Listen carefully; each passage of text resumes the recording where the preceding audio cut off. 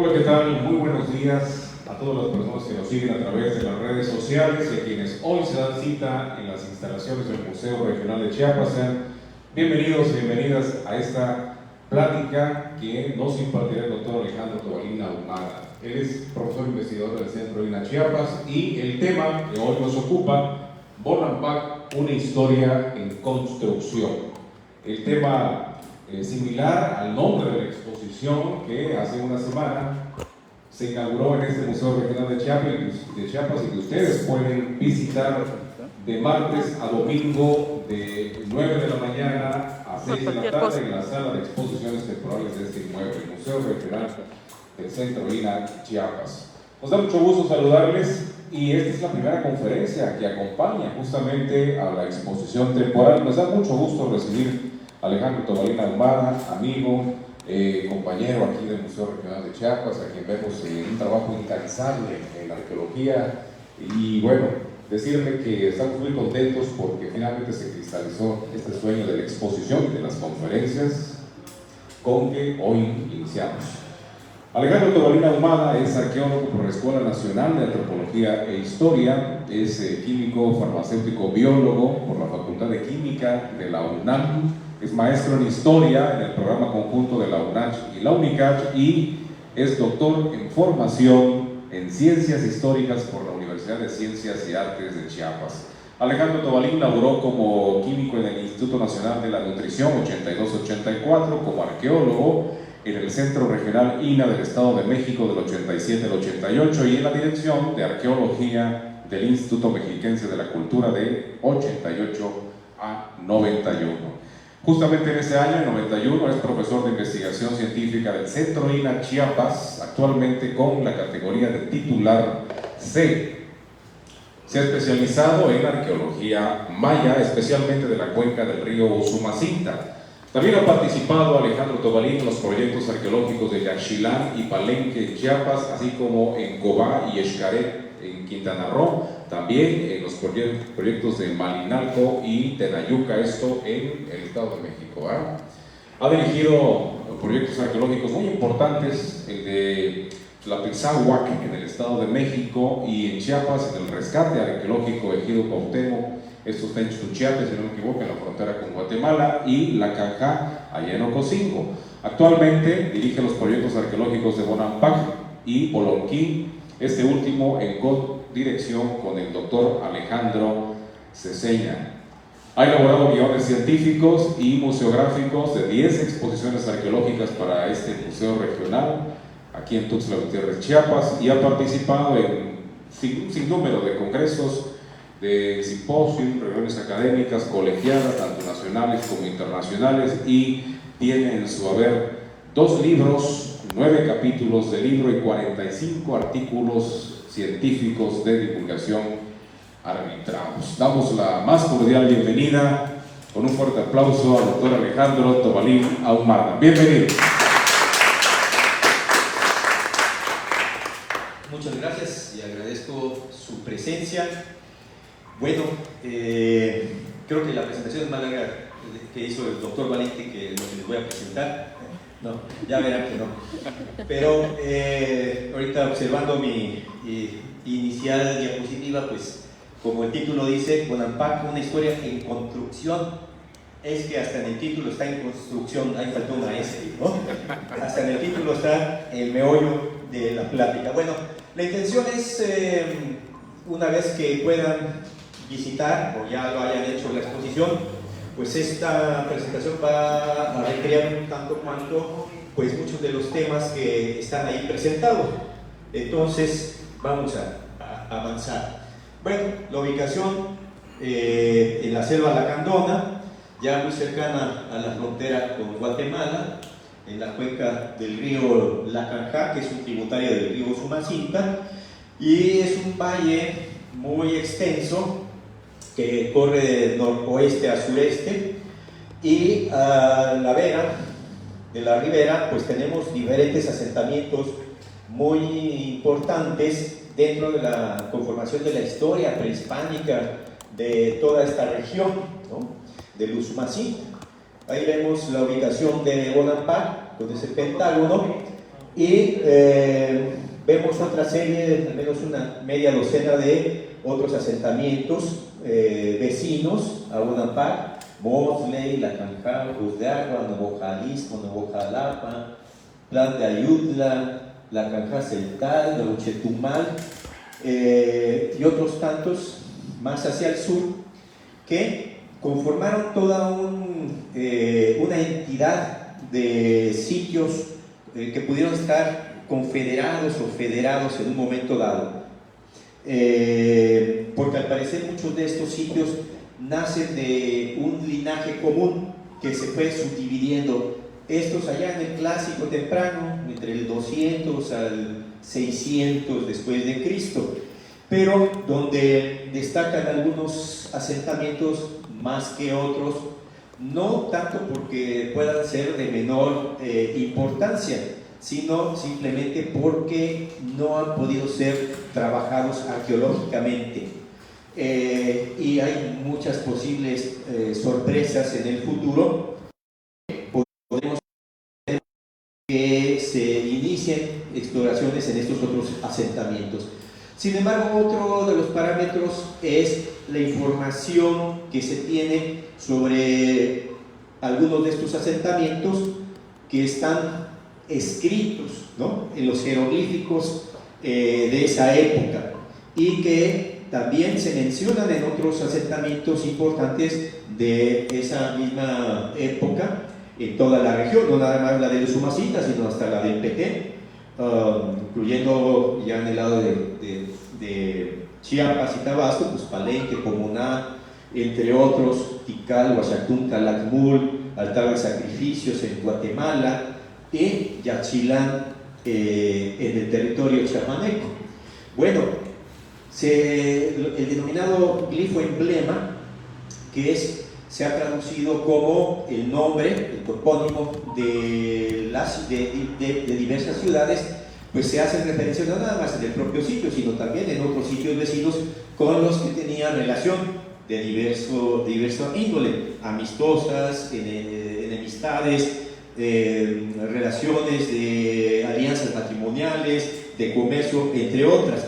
Entonces, Bonampak pues es mencionado desde épocas muy tempranas en otros sitios de la región, como Yaxchilán y Piedras Negras. Bueno, cuando uno entra a la exposición, pues va a empezar a observar parte de la historia del llamado descubrimiento del sitio.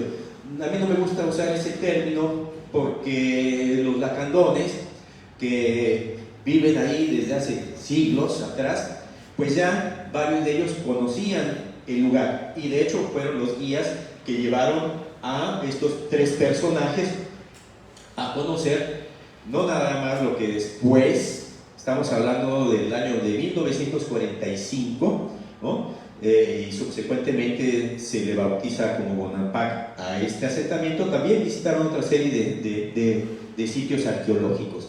Bueno, y ellos son Charles Frey, pues mejor conocido como Carlos Frey, porque de origen norteamericano, que dejó su patria, no quería ir por conceptos de ideología, ir a la Segunda Guerra Mundial, y se vino para México, se casó con una indígena Tocolaval, allá en la zona de Ocosingo, y tuvo hijos incluso, o sea, se volvió mexicano totalmente. Por lo que se conocía como Carlos Frey. Él llegó a México como en 1942 más o menos, si mal no tengo el dato, ¿no? Y empezó a trabajar mucho en toda esta región de la selva, desde Yajalón, Ocosingo, Altamirano, hasta el interior de la selva lacandona. Era la época en que teníamos una producción de chicle, ¿no?, y de maderas finas. Entonces, esos viejos campamentos que todavía puede uno recrearse viendo algunas películas de la época del siglo de oro del cine mexicano, allá de los 40, 50, donde recrean algunos de esos campamentos chicleros o madereros. Bueno, él trabajaba mucho en toda esa región y conocía, por lo tanto, también mucho de su geografía. Tenía mucha amistad con los lacandones. En esa época, la comunidad lacandona estaba dispersa, que esa era su forma de vida, en un amplio territorio, son miles de hectáreas. Actualmente, bueno, desde 1975 que se funda la Caja Chasayá como política de población, se juntó ahí a todo el grupo Lacandón, pero en esta época, pues los llamados caimanes, que también se les denominaba a los lacandones actuales, los caribes, vivían con sus familias extensas, y el otro lacandón, que podía tener parentesco o no necesariamente, vivía a kilómetros. Entonces, desde Laguna Miramar hasta cerca de Ocosingo, la zona de Porconiná, incluso del lado de Guatemala también había grupos lacandones. Bueno, entonces este señor llamado Guys Healy, que vemos ahí del lado derecho, ¿no? Ese un poquito pelocito que ya se parece un poco a mí o yo a él, llegó con presupuestos de la United Fruit Company, trabajaba en Guatemala haciendo filmaciones, y le contratan para hacer lo mismo en el lado mexicano, ¿no? Es esa época en que siempre se tendía a buscar novedades, cosas grandiosas, hallazgos, descubrimientos para el mundo occidental, y de esta manera, junto con Carlos Frey, a quien él contrata para que le sirva de guía y como conocedor de toda esta región, y un tercero, un joven que podemos ver ahí en la parte de abajo, John Bull, ¿no? Muy al estilo de actor de Hollywood de esa época, heredero de la casa Singer, ¿sí? Esa que hace sus maquinitas para coser. Entonces el padre era el dueño de la Singer, y con las relaciones que tenía con el Instituto Carnegie, que también es quien impulsaba el trabajo de Guys Healy, ¿no? Pues se los metió a fuerza, ¿no? Y además eran los que daban recursos para hacer estas expediciones. Entonces no les quedó más que aceptarlo. Y en 1945, en el segundo semestre, empiezan a hacer algunos recorridos, registran algunos sitios arqueológicos, y terminando esa temporada, vienen para acá, para Tuxtla Gutiérrez, buscando un pintor que les acompañase en la siguiente entrada que ellos iban a tener a principios de 1946, porque habían encontrado un lugar que tenía pinturas. De esta manera llegaron hasta la recién fundada Escuela de Artes Plásticas de Picache, ¿no? Del Instituto de Ciencias y Artes de Chiapas, ¿no? Que ahora, hoy en día, pues ya está fusionado con lo que fue el Instituto Chiapaneco de Cultura, ¿no? Como universidad. En ese tiempo, el primer director y fundador de la Escuela de Artes Plásticas, el doctor Jorge Olvera, lo recibió, y él es quien nos cuenta todos estos datos. Llegaron a buscarlo, sabiendo que él era pintor también, es historiador, entre otras cosas, y pues él dijo que no podía, porque estaba recién abierta la escuela, y que si lo planeaban para el siguiente año, podía él buscar un espacio y acompañarlos, pero pues ellos tenían más prisa. Así que terminan su temporada de campo en el 45.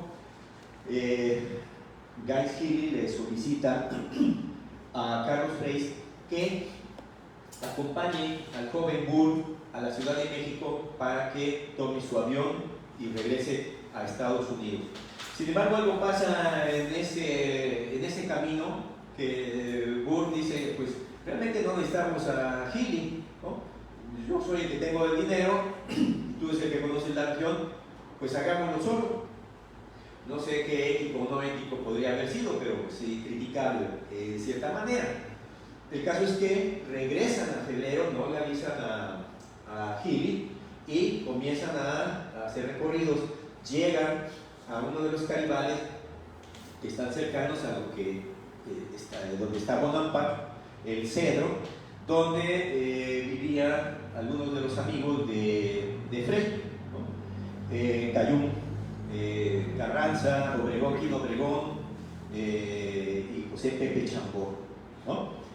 Y platicando, pues los llevan a visitar un sitio que no habían registrado anteriormente, supuestamente, y que era Bonampak, o el que unos poquitos años después se le llamaría Bonampak. De esta manera, pues él registran ambos en sus diarios, ¿no? Y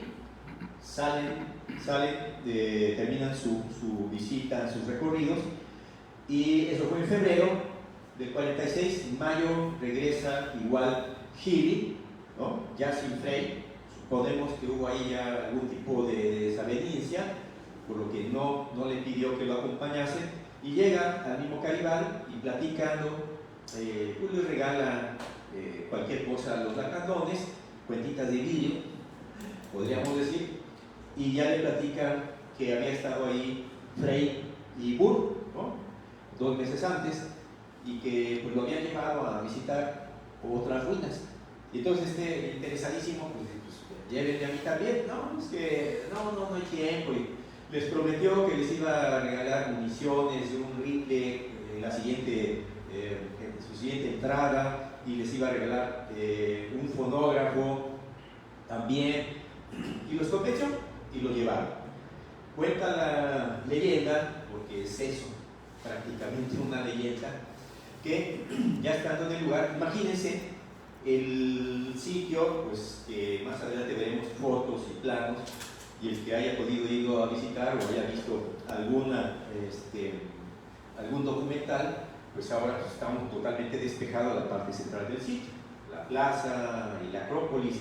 En ese tiempo era solamente selva muy cerrada, que cuesta trabajo ubicar restos de un muro a 2 metros de distancia por no nada más los árboles, sino por la vegetación baja. Pero el que quiere encontrar, encuentra. Simplemente ve uno los trazos de la orografía, ¿no? de la superficie. Si ver espacios planos, pues esto no es natural. En un cerro, pues esto debe ser modificado por los humanos. Es una pequeña terraza y empieza uno a detectar montículos o vestigios de edificios todavía en pie. Eso es lo que hizo Frey y Burr primero, y es lo que estuvo haciendo Healy en su visita. El caso es que mientras él está viendo y visitando, conociendo el espacio arqueológico, los lacandones se dispusieron a cazar, que habían visto un venado y que se había metido en una cueva. Entonces llamaron a Healy que les ayudara para poderlo capturar. Y cuando él se percata cuál era la cueva, pues era una de las entradas a uno de los 3/4 del edificio de las pinturas, y entonces que al acercarse lo que oyen es el rugido de un felino, y sale del interior un jaguar negro, no había venado. Se escapa el jaguar, sorprendidos, y Healy más sorprendido cuando entra y ve los restos de murales que había en los 3/4. Él da inmediato aviso, sale obviamente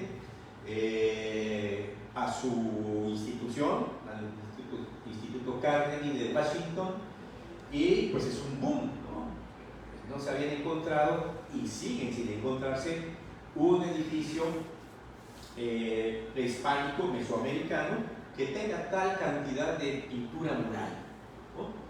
Entonces inmediatamente pues fue una novedad y en el mundo se empezó a difundir. En ese momento, cuando se entera Frey, ¿no? y Burr, ¿no? el pariente Frey, que se mantenía en la zona cerca de Altamirano, ahí vivía, pues va a la Ciudad de México, entrega un informe de los sitios que habían registrado anteriormente, y incluyendo lo que sería el sitio número 10, que así bautizó él, a Bonampak previamente, y incluso hay una revista, la revista Vida, donde publica parte de sus recorridos, y ahí hay un plano de la Acrópolis donde ubica la mayor parte de los edificios que contiene, con excepción del edificio de las pinturas, que es algo muy extraño para cualquier arqueólogo que va al campo y está haciendo lo que llamamos un recorrido de superficie o prospección de superficie. Pues recorremos exhaustivamente cada uno de los niveles de una elevación, buscando que haya trabajo humano, que haya modificado la forma natural del cerro, y nos dejamos, aquí hay un espacio de especie de pasillo, pues lo recorro de un lado y del otro, arriba, abajo, buscando todos los vestigios. Es muy difícil que se le escape a uno un edificio de las dimensiones de las pinturas, ¿no? Más bien, lo que se sospecha es que Frei, teniendo mucho respeto hacia los macardones, consideraba que dar a conocer al mundo occidental, a nuestra cultura occidental, la existencia de este edificio iba a traer perjuicios a los macardones, visitas que antes no llegaban y a modificar su estilo de vida. Y que lo más probable, de acuerdo con lo que Jorge Oldea nos comentó ya hace algunos años, ya que en paz descansa, esa era la posición, porque después pues, él mismo trató a Frei en 1949. Entonces por eso no lo publicó, y en cambio Healy, que muy a la usanza norteamericana de dar a publicar y darse promoción de grandes descubrimientos, pues porque de eso tenían recursos para seguir haciendo sus trabajos, ¿no? Y también pues la reputación personal que se elevaba, ¿no? Él no le importó esa característica de la comunidad lacandona e inmediatamente lo dio a conocer. Quizá también hubo malestar del gobierno mexicano de que el propio Healy no haya informado en primer término a las autoridades mexicanas. Ya teníamos el Instituto Nacional de Antropología e Historia en esa época, se fundó en el 39, entonces estamos hablando del 46, ¿no? No lo hizo hacia afuera, y una serie de artistas e intelectuales mexicanos de esa época. Aquí nada más presentamos algunos de los artistas plásticos muy famosos, y que viniendo de toda esta escuela del nacionalismo postrevolucionario y después de la época de la presidencia de Cárdenas, pues estaba muy arraigado esa necesidad de protección de nuestra identidad y nuestra cultura, de tal manera que hubo una disputa por el llamado descubrimiento, ¿no? Digo entre comillas, de que en realidad el que descubre Bonaparte es Carlos Frei y no Healy, que como él trabajaba para la United Fruit Company, y que bien sabemos históricamente, historia moderna, estaba muy metida en este tipo de industrias norteamericanas en la producción del plátano en Centroamérica, y que quitaban o cambiaban gobiernos a su antojo, ¿no? Los llamados países bananeros.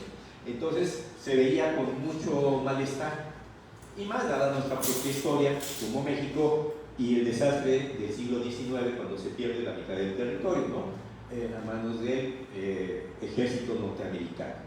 Bueno, entonces había toda esa ambientación, y fue de tanta intensidad el golpeteo en medios de información, periódicos, películas, documentales, que el propio Gary Healy se sentía muy golpeado en su ser, ¿no? Porque pues eso le trajo mala fama en México, ¿no? Y pues eso es parte de lo que va a culminar con la historia de Carlos Frei 3 años después. Entre 1946, el 47 y el 48, el Instituto Carnegie de Washington organizó 3 expediciones a Bonaparte, ¿no? Científicas. Y entonces pues, avanzaron con mediciones, topografía, recolección de datos de esta parte central de Bonaparte, donde se encuentra el edificio de las pinturas. ¿En qué años, perdón? 1946 a 48. 48. Entonces, una temporada cada año. O sea, el 46 se da a conocer, y inmediatamente a los 2 meses ahí está el recurso para iniciar un trabajo de expedición científica, ¿no? Su misión, entre otras, será copiar los murales de los 3/4 del edificio de las pinturas. Para eso el Instituto Carnegie contrata a un pintor guatemalteco de gran calidad, Antonio Tejeda, y se ven obligados en cierta manera a aceptar que participe otro pintor mexicano, artista plástico, ¿no? Que es Villagra, que Elina envía para que se incorpore a esa expedición, Agustín Villagra. Y de esa manera es que hay un representante mexicano en esa expedición de la Carnegie. Aquí vemos lo que sucede ya en el 49, gracias a la insistencia de Diego Rivera y Frida Kahlo, principalmente con sus conocidos, y que tenía que ver más que nada con el Instituto Nacional de Bellas Artes, recién fundado en esa época. El director, pues, era conocido de ellos, insistieron hasta que lograron, no a través de Lina, sino de Limba, generar una primera expedición oficial mexicana. Más no la primera mexicana, porque ya en el 47 Jorge Olvera con dos personas tuzlecas hicieron una pequeña visita a Bonampak, y Jorge Olvera hizo las primeras copias muy pequeñitas, muy parciales de parte de los murales, ¿no? En el 49 se hace esta expedición con participación también científica de arquitectos, arqueólogos, artistas plásticos, fotógrafos, químicos, y bueno, para el mantenimiento de la expedición, hasta un médico para los primeros auxilios, en esas regiones tan aisladas del país. Ahí vemos algunas fotografías de la expedición en el llamado campo aéreo del Cedro, que está muy cerca de lo que ahora es la Canja Chansayat, el asentamiento de Lacandón, y ahí es donde había un destacamento militar, y ahí es la única pista cercana a la región en esa época, ¿no? Daba apoyo también a los chicleros y quien necesitara en las cuestiones de actividades económicas en la selva de esa época. Pues allá vemos algunos de los lacandones, como Quino Obregón, el cachetoncito del lado izquierdo, ¿no? Y Cayún, el otro lacandón, con varios de los participantes.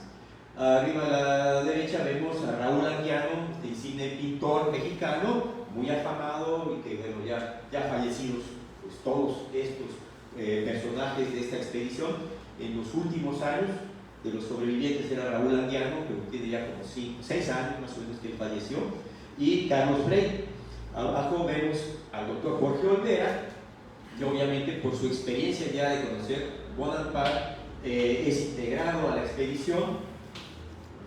Vemos aquí una de las pinturas famosas de Raúl Anguiano, que es La Espina, que surge de inspiración en una de las caminatas en lo que podían ir transitando del Cedro, de la pista aérea, hasta el sitio arqueológico, que ya para esa época Silvanus Morley, un magista, arqueólogo magista norteamericano, él sugirió que al lugar se le llamara Bonampak, que en el idioma maya yucateco quiere decir muros teñidos, ¿no? Y por eso es que así quedó el nombre. No es el nombre original del asentamiento, ¿no? El nombre es Usil.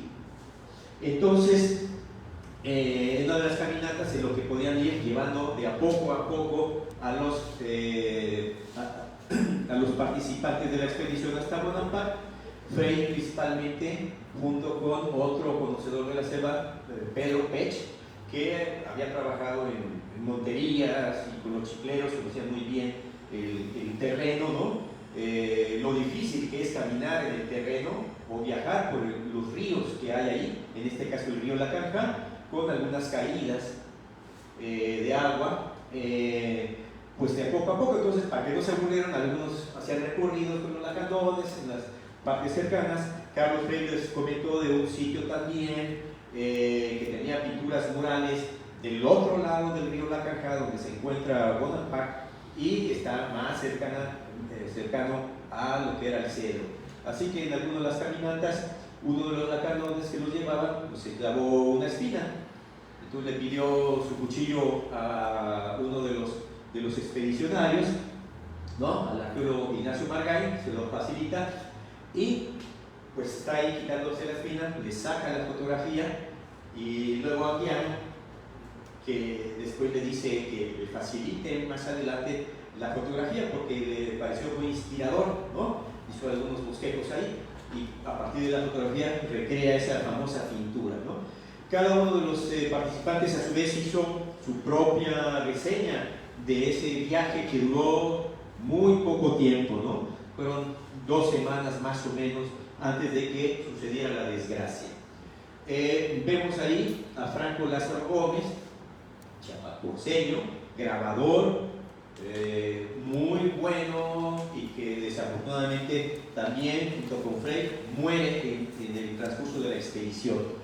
El fotógrafo Manuel Álvarez Bravo, muy famoso en el mundo de la fotografía, también participó para tener pues, obviamente ese material de primera mano y de gran calidad, como alguna de sus fotografías. Ahí está una de las lacandonas, Margarita King, que tenía mucha amistad con Frey también de años previos. Tenemos ahí al arqueólogo Carlos Margay, ¿no? Y algunos gráficos, fotografías de esa época de una de las estelas donde se ve el imponente rostro del último gobernante de Bonaparte, Yahao Chamuan II, y el uso de elementos propios de Bonaparte que empezaron a recrearse en diversos materiales populares, ¿no? Como los timbres postales que vemos ahí. Ahí vemos uno de los últimos grabados de Franco Lázaro Gómez. Si pueden observar, se ven a 2 personas sobre alguna especie de cayucos y que están jalando de los brazos a alguien que está aparentemente muerto o ahogado, ¿no? Eso hizo 2 grabados premonitorios, le llamaría así Jorge Olvera, ¿no?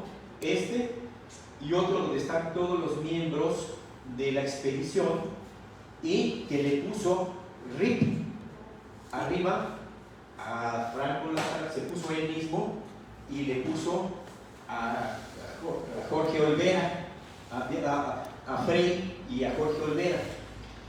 El hecho es que Olvera invitó a participar a Franco Lázaro Gómez como su ayudante. No lo querían los de Lima, que ya eran muchos, finalmente se impuso Jorge Olvera y se integra. El caso es que en una de estas idas y venidas de El Cedro hacia Bonampak está a 1 kilómetro de distancia del río Lacajá, y del Cedro hay que bajar por el río Lacajá en favor de su corriente más o menos unos 8 kilómetros, bajar hasta un punto en donde ya está a 1 kilómetro caminando Bonampak. Había que llevar un generador eléctrico portátil, entre comillas, porque en aquella época eran de 500, 600 kilos esos generadores. Eran generadores que se usaban en los barcos y eran los que estaban disponibles en esa época de diésel. Entonces había que llevarlo en una lancha inflable llamada Kodia, que podía soportar el peso. Entonces Frey le pidió a Jorge Olvera y a un camarógrafo que filmaba toda la expedición que los acompañaran. Y Jorge Olvera nos confesó, al arqueólogo Eliseo Linares, aquí presente y a mí, en esa época el director del museo, que organizó el 50 aniversario del descubrimiento de Bonaparte, y vinieron varios de los sobrevivientes de esa expedición de Lima. Nos decía Olvera que a él le dio miedo, realmente de su habilidad de moverse en el monte era mínima, y que entonces le pidió a Franco Lázaro, como buen chiapacoseño y que se atravesaba el río Grijalva de lado a lado a Cupía para llevarse las sandías que cultivaba de ese lado y regresar nadando con su gran sandía de regreso a Chiapa de Corzo, que sabía nadar perfectamente, que él por favor los acompañara. Y ahí se selló la suerte de uno o de otro, al parecer. El caso es que en el recorrido hay un accidente, se vuelca la lancha y mueren Franco Lázaro y Carlos Frei. Sobrevive el camarógrafo, que se refugia como puede, llega a la orilla y ahí se queda. Se trepa en un árbol porque empezó a irse el día y pues le temores a los animales salvajes, se subió. Y en Bonampak, mientras tanto, el otro capataz importante, Pedro Pech, pues está esperando que llegaran los de la lancha. Se había ido más o menos en el horario que tenían previsto a esperar a la lancha a 1 kilómetro de Bonampak y no llegó. Ya le pareció extraño, 1, 2, 3, 4 horas, regresó a Bonampak a pedir apoyo de los que ya estaban ahí, que necesitaban ir a buscar a la gente porque algo había pasado. Si no, tendrían que haber avisado aún a pie, haber llegado a avisar que no había problema o cualquier contingencia. Así que fueron, empezaron a recorrer el río hacia arriba, gritando a voces hasta que ya encuentran ahí, les responde el camarógrafo, trepado ya en el árbol. Ya baja todo pues, nervioso, demacrado, y que pues, había sucedido el accidente y pues no habían salido a la orilla ni Frei ni Franco Lázaro. Ya al día siguiente regresan, alguien ya se va al cedro, avisa y empieza la búsqueda de los sobrevivientes. Vemos ahí esta transparencia del cedro, el día anterior, ahí está Franco Lázaro y Frei, y vemos aquí el rápido donde supuestamente se dio la vuelta la lancha. No era una época en que estuviese lloviendo, ¿no? Porque sí, la Cajá cuando hay época de lluvias y esas tormentas crece mucho su caudal y genera muchos remolinos. Era una noche sin lluvia la previa y la del accidente también, por lo que era un poco extraño que hubiese sucedido esto. Ahí vemos abajo, están buscando pues, los cadáveres de los dos compañeros en la zona, los localizan, los rescatan. Está Jorge Olvera, Margay, está Quino Obregón, entre otros, Pedro Pech, y bueno, aquí un correograma donde se avisa y se solicita la ambulancia para que recoja aquí en Tuxtla Gutiérrez los cadáveres de Frei y de Franco Lázaro. Esto sucedió ya casi 6 meses después del accidente, ¿no? Porque en ese momento tuvieron que enterrarlos en la orilla del río La Cajá y esperar condiciones para sacarlos y traerlos. Esto sucedió más adelante, ¿no? Eso es mayo del 49, para poderlos trasladar y llevarlos al panteón. Hay quien dice que el camarógrafo, uno de ellos era el propio Jorge Olvera, los días previos de la expedición, que aquí todo el mundo se concentraron, ¿no? Para de a poco ir llevándolos en la avioneta a El Cedro, se hospedaron en el recién fundado, inaugurado y difunto ya Hotel Bonampak, ¿no? Bonampak, por lo mismo que estaba en la época, es como la Reina Roja, que hasta taxis, hay taxis en sitio Reina Roja, ¿no? Igual Bonampak surgió hasta nuestro traguito, ¿no? La cañita Bonampak, ¿no? Ahí se quedaron hospedados, tenía su buena alberca. Dice Olvera que este señor nunca se quiso meter a la alberca, nunca. Aunque dice Carlos Margay, en este evento del 96, hecho aquí en el museo, que no, lo que pasa es que no le habrá gustado meterse a nadar, pero que él sí vio que se metió una vez a la orilla. Olvera dice, pues se habrá metido, pero no nadaba. Y a mí me confesó que no nadaba. Y entonces les pareció, con esta idea, Jorge Olvera siempre se quedó, ¿no?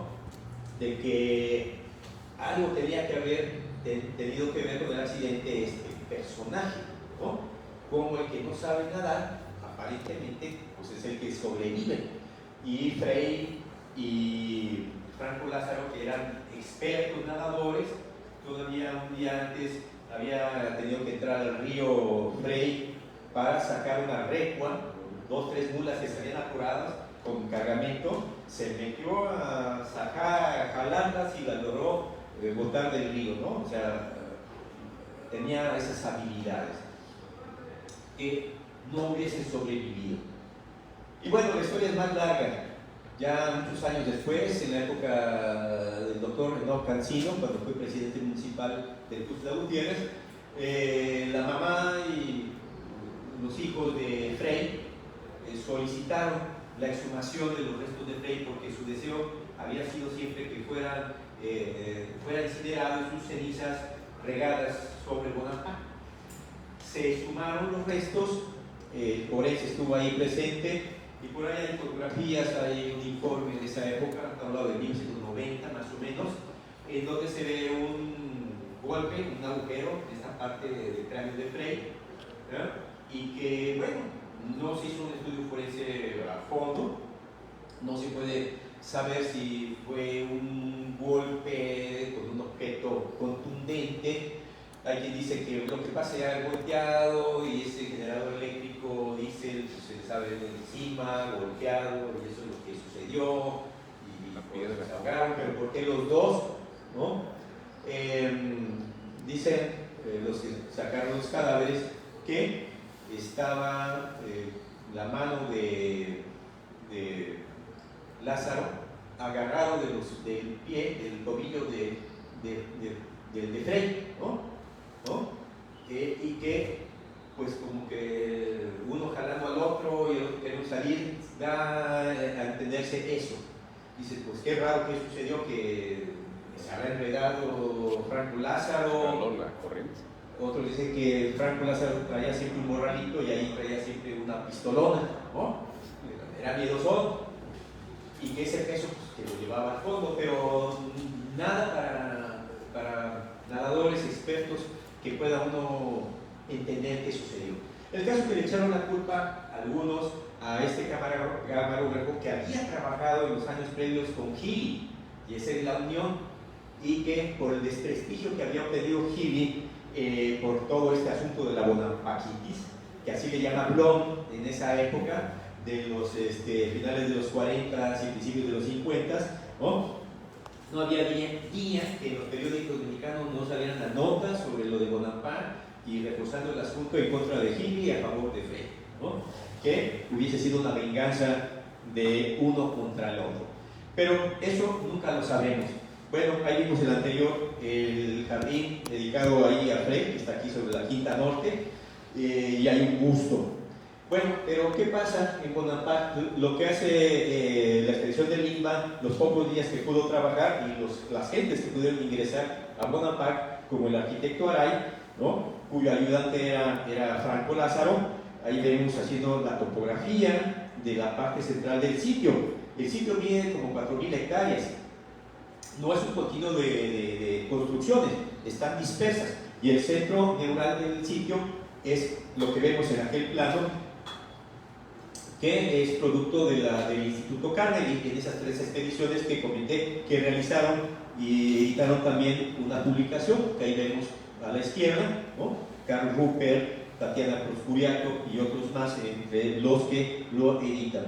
Ahí vemos parte de las limpiezas para tomar las medidas del edificio de las pinturas, ¿no? Lo que sigue es que sabemos que los murales abrieron los ojos a los arqueólogos, historiadores, que consideraban que la sociedad maya era una sociedad pacífica, gobernada por sacerdotes sabios, ¿no? Pero nada más alejado a la realidad. Los murales dan de golpe, aunque ya muchos monumentos arqueológicos desde finales del siglo XIX, que ya se conocían en el área maya, nos hablaban de cierta belicosidad de los personajes retratados en esos monumentos, ¿no? Pero se quería negar, entre ellos Morley y Thompson, que llevaban esta directriz.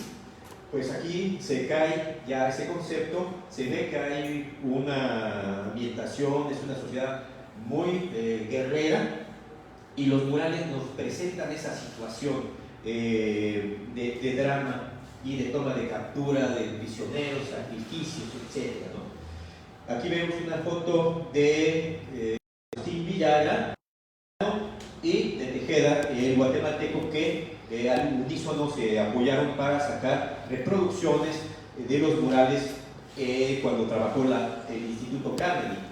Uno de los ejemplos en línea de Villagra aquí abajo, y cada uno a su vez hizo sus propias reproducciones, ¿no? Antonio Tejeda para la Carnegie y Villagra. Ahí vemos a Tejeda trabajando al interior de uno de los edificios. Hay que decir que es un milagro que tengamos, por llamarlo de alguna forma, ¿no? Es algo inédito que en el ambiente selvático donde se encuentran estos asentamientos y que el crecimiento vegetal es brutal y que además es un abandono de 1200 años aproximadamente, tengamos un lugar con tal cantidad de murales en el interior de un edificio maya que se haya conservado. Generalmente los árboles crecen encima de los edificios, penetran las raíces, llegan hasta atravesar todos los rellenos y botan los aplanados de estuco que decoran el interior de muchos edificios.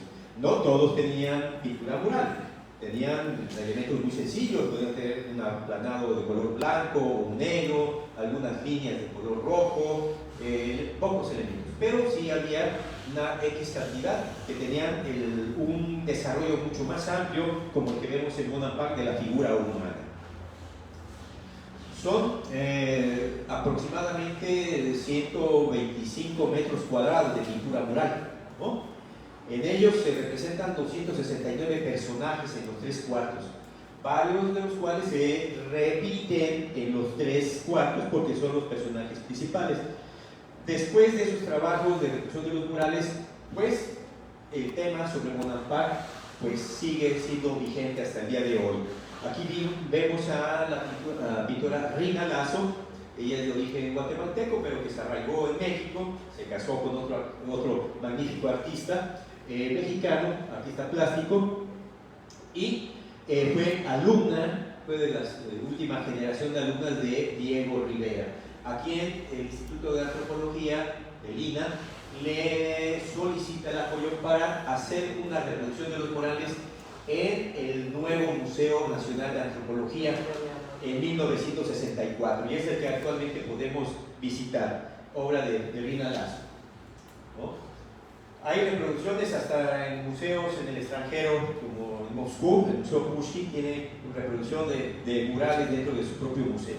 Bueno, también dentro del eco que generó Bonampak, pues está el famoso Ballet Bonampak, muy cercano a los chapanecos y principalmente a los tuzlecos, que la maestra Betty Maza después hereda el destino de este ballet, que se funda allá en 1951-52, gracias a Pedro Alvarado Lam, que formaba parte del Ateneo de Chiapas, este grupo de intelectuales y artistas muy insignes de Chiapas en esa época. Y con el apoyo del gobernador Grajales, pues se impulsa la creación de este ballet Bonampak.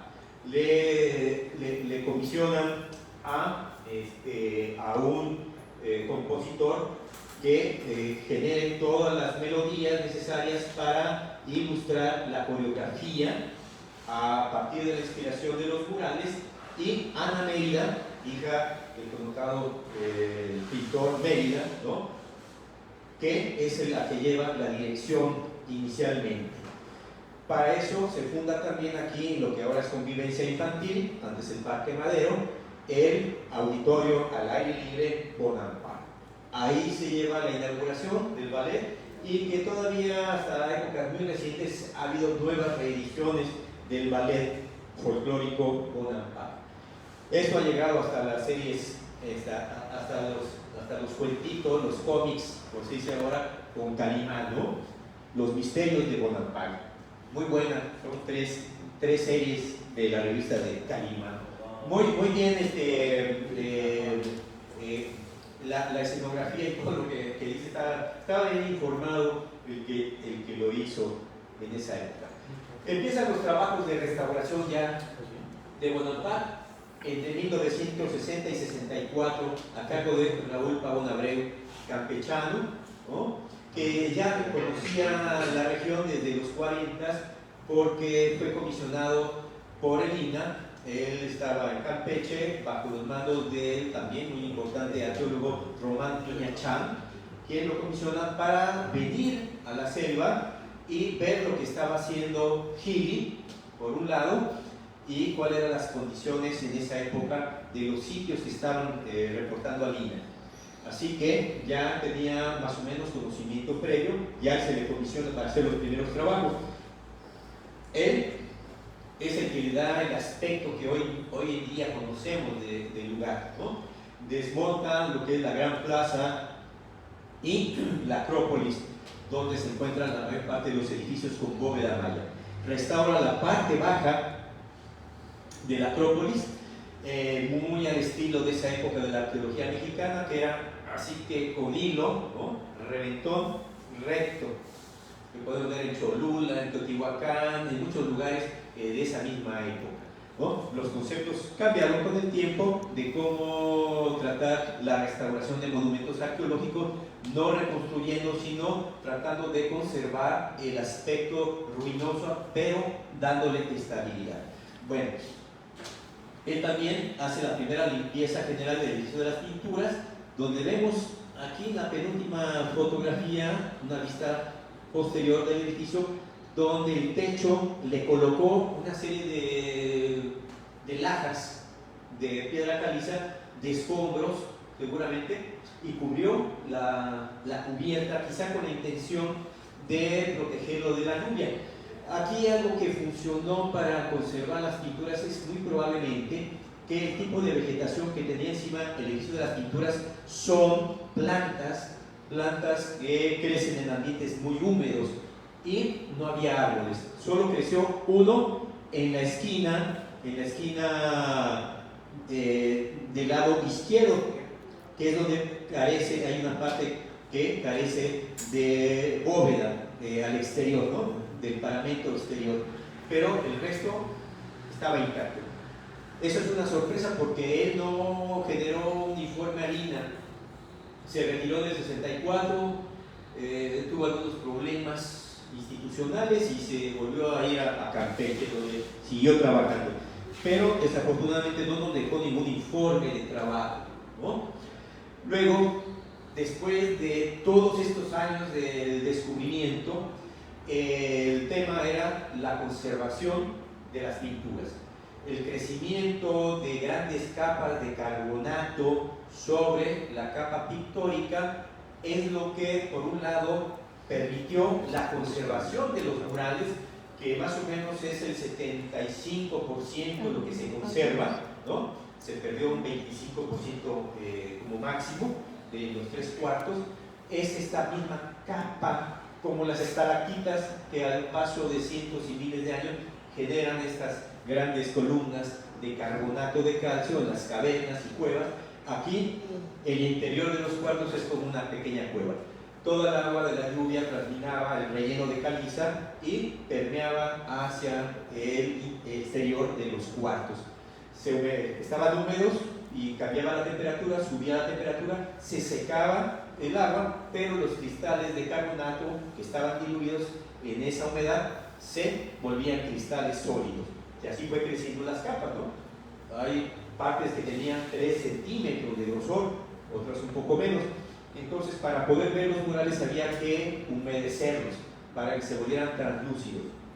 Así trabajaron Villagra y Tejeda y muchos investigadores previo a estos años, del 84 al 88, en que después de largas discusiones de qué hacer con los murales, donde la UNESCO, el ICOMOS, ¿no? como órgano de cultura a nivel internacional, junto con expertos mexicanos, que hubo discusiones desde quien pretendía que, como Abu Simbel, allá en el Nilo, cuando se hace la presa de Asuán, elevan el río del Nilo y los grandes monumentos que había ahí de estos faraones de piedra enormes a nivel de la ribera, los elevaron a 60 metros de altura para liberarlos del lago. Claro, fue una inversión enorme, pero lo valía para la conservación. Pensaban hacer lo mismo con las pinturas. irlas cortando en fragmentos, sacarlas y llevarlas a un lugar donde estuviesen seguras y volverlas a colocar, como podría haber sido en la Ciudad de México. Un museo especial con el propio Museo de Antropología. Así que eso finalmente se impidió, y en el 84 la coordinación de restauración, ahora coordinación de protección y conservación de bienes del Instituto de Antropología, llevó a cabo a lo largo de esos 4 años largas temporadas de trabajo, donde de manera mecánica, usando bisturís, usando como los dentistas el microtool, ¿no? Iban retirando la capa hasta llegar a dejarla lo más delgado posible, recuperándose bastante del contenido de los mismos a la vista de cualquiera. Ahí vemos algunos ejemplos, como se veía. Por ejemplo, en el centro está el cuarto central, y es una escena donde hay prisioneros que están siendo sacrificados, y en la parte alta está el gobernante principal de Bonampak, Charmuan II, y se ve cómo van avanzando, ¿no?, por retículas. Ya en la parte de abajo pues se ve limpio ese trabajo. Entonces fue muy arduo, porque pues la civilización estaba en esa época, y sigue estando más o menos hoy en día, pero más en aquella época, de todos. Entonces no era fácil estar ahí metido meses dentro de la celda, ¿no? Hay un segundo trabajo de restauración con nuevas técnicas, enzimas, porque se empezaba a opacar y a tener un velo medio oscurito algunas partes de las pinturas. Entonces eran hongos que estaban entre la capa pictórica y la capa delgadita de carbonato de sodio. Y la encargada de la restauradora Aide Olea, que estuvieron 6 años trabajando. Solamente uno de los cuartos pudieron trabajar. Es que es tan metódico y delicado, y lleva mucho tiempo el ir avanzando, ¿no? Pero han recuperado claridad y viveza, mucho más de lo que se logró con el trabajo del 84 al 88. Entonces, pero bueno, se acabó el presupuesto adecuado para seguir trabajando. Esperemos que puedan cambiar y que puedan lograr trabajar los 3 cuartos, porque hay datos interesantes que no se logran captar aún con fotografía infrarroja, ultravioleta, actualmente, y hay datos que seguramente nos van a enriquecer en su comprensión. En cuanto al arqueológico, después de Pablo Abreu, se queda el sitio sin que no trabajara hasta 1978, en donde la arqueóloga Maricruz Payés, acompañada de un magnífico topógrafo, Lalo Martínez, que era magnífico en cuanto a su trabajo de topografía, hacen el primer levantamiento topográfico de la parte central, que es el que observamos ahí. Incluyen 2 grupos habitacionales cercanos, el grupo Quemado y el grupo Frey, en la parte baja de la imagen, ¿no?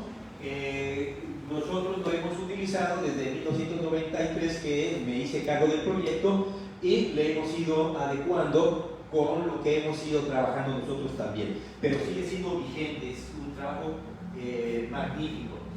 Posteriormente, en 1980 al 83, Roberto García Moll se hace cargo del proyecto.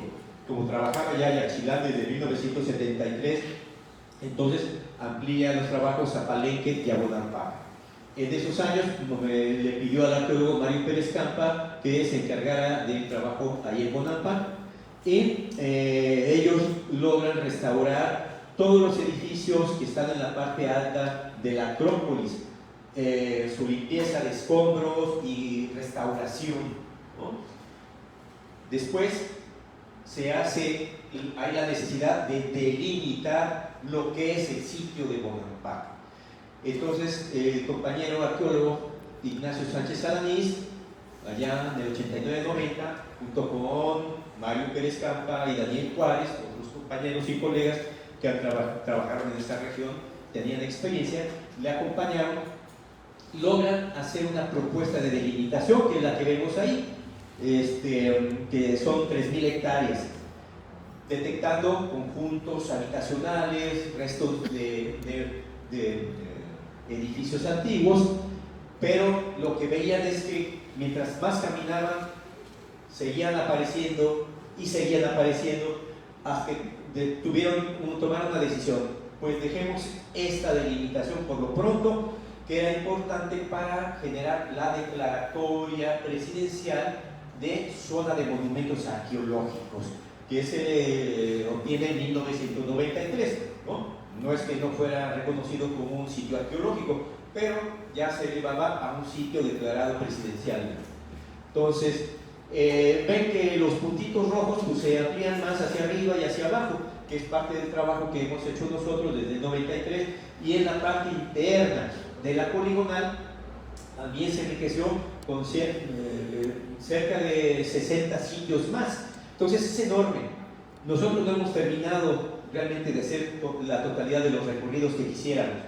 Es muy complicado caminar, ¿no? Por las características de la selva. Hay zonas de pantanos, hay zonas de vegetación espinosa, ¿no? Que hay que rodearlo para poder atravesar, porque el machete se le acaba el filo. Y no es que nosotros vayamos macheteando, porque igual que el maestro Lea, pues somos muy malitos para andar caminando en la selva. Llevamos nuestros guías, lacandones o chicleros, inicialmente en los 90, y después los llamados chateros, que son gente que se dedica a conectar la palma chate, que es una palma que tiene mucha demanda a nivel internacional para arreglos florales, cuestiones de ornato y otros usos. Entonces se exporta. Entonces esos se meten en el monte y están ahí 15 días cortando y recolectando y sacar cada 15 días, cada mes más bien, a ciertas fechas, salir al punto donde llega la carretera, donde un vehículo con refrigeración, coleta, les paga, compran su trago y se vuelven a meter, y conocen mucho de eso. Entonces ellos son los que nos llevaban y nos ayudaban a ir abriendo el paso y no pisar la víbora y huir de la manada de jabalíes o del rugido del jaguar, en fin, muchas cosas interesantes del entorno vegetal. Bueno, en realidad hemos recorrido más de 4.000 hectáreas ya hoy en día y no tenemos un punto de delimitación. Es más, hay lugares que están muy próximos ya a otros de los asentamientos que tienen su propia acrópolis, que son vecinos de Bonampak. Entonces ahí hay un trabajo de excavación que el futuro nos dirá a quién pertenece o a quién políticamente obedecía uno u otro, porque ya están más cerca de otro de las cabeceras políticas locales que de Bonampak. Posteriormente, en el 83, retoma el trabajo Estanislao Larraín del Moral. Él es arquitecto, que también estudió arqueología en la Escuela de Antropología, y que García Moll pone inicialmente como jefe de campo, y ya después él lo lleva del 84 al 88. Él trabaja algunos de los edificios de la parte intermedia de la Acrópolis, como es este que está a un costado del edificio de las pinturas, que es llamado edificio 2, que no tuvo bóveda maya, ¿no?, de piedra, pero sí es muy extenso y tiene un trono que estamos viendo de espalda. Hicieron también trabajos de limpieza y de mantenimiento a todos los edificios, y restauró la escalinata que permite el acceso hasta la parte superior, ¿no?, que vemos aquí en la foto. Vemos una estela y un edificio, y ahí inicia una alta escalinata. Restaura la escalinata y las alfaras a los lados. Y del 93, pues ahí yo con mi cara de quién sabe hasta cuándo estemos por ahí, pero mientras la piel aguante, pues esperemos poder seguir trabajando, ¿no?, siempre y cuando haya recursos económicos para hacerlo. Lo que hemos hecho en estos ya casi 30 años, estos recorridos, vemos arriba ahí los diferentes acrópolis, que son las cabezas de estos asentamientos políticos contemporáneos a Bonampak, y con los que tenían relaciones continuas entre ellos. Hemos trabajado, restaurado el edificio Frey, el grupo Frey, el grupo Quemado, todos los edificios, largas plataformas que rodean la gran plaza, las hemos restaurado, excavado, hecho pozos más profundos para conocer su evolución arquitectónica, y en la Acrópolis hemos también acabado de restaurar los cuerpos de la parte alta del mismo.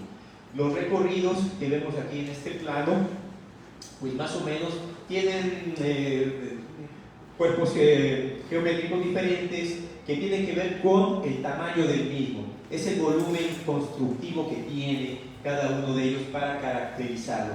Desde algunos que están sobre una pequeña cima que está nivelada, hasta conjuntos muy amplios y complejos con pirámides de tamaño significativo, ¿no?